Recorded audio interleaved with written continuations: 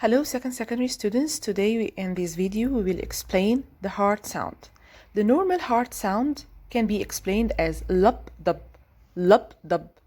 The lub or S1, it's due to the closing of two valves after the two ventricles is filled with blood, while the dub or S2 is due to the closing of aortic and pulmonary valve after pushing the blood all over the body. The time interval between S1 and S2, it's called systole due to the ventricular contraction. يبقى systole due to ventricular contraction. While the time interval between S2 and the next S1, it's called diastole, and this is due to the ventricular relaxation to be filled with blood.